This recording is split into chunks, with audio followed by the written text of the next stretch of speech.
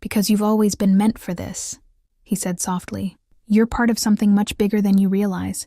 A connection to the magic that runs through these woods, through everything around us. It's in your blood, Decima. Her head spun as the realization began to sink in. The woods, the archway, Daniel, magic. It was all connected, and somehow she was too. She didn't know how or why, but she knew that her life, everything she thought she knew, was about to change. You're not the only one with this connection, Daniel continued, his voice steady. There are others, people like us who have been hidden away, waiting for the right time to step into the light, and that time is now. The weight of his words hit her all at once, and for a moment, Decima felt like she was drowning. There was so much she didn't know, so much she hadn't even begun to understand. But one thing was clear. She was no longer just an observer. She was a part of it all. The question was, what was she going to do with it? As the words settled between them, the air around them seemed to shift once again.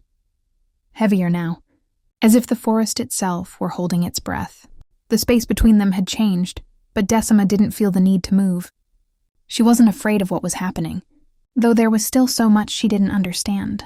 Instead, she felt drawn to the truth that Daniel had spoken, to the magic that swirled just beneath her skin.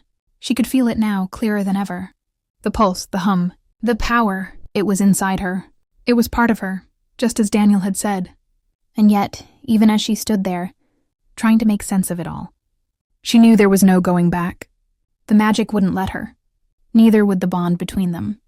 Daniel's presence beside her was comforting, grounding, but there was an intensity in the air that hadn't been there before. It wasn't just the magic, it was them. Their connection. She turned her head slowly to look at him again, their eyes meeting for the 100th time. This time there was no hesitation, no awkwardness, just the quiet certainty that whatever happened next, they would face it together. But still, there was a weight, a heaviness, that neither of them had addressed yet. "What are we supposed to do now?" Decima asked, the question simple but full of weight. There were so many unknowns, so many paths ahead of them, and she wasn't sure which one to take. But one thing was clear. The journey they were on had only just begun. "We walk it together," he said softly, stepping even closer now, his hand brushing gently against hers. It wasn't forceful, but it was full of meaning, of promise. Every step of the way, no matter what comes next, the world seemed to shift around them.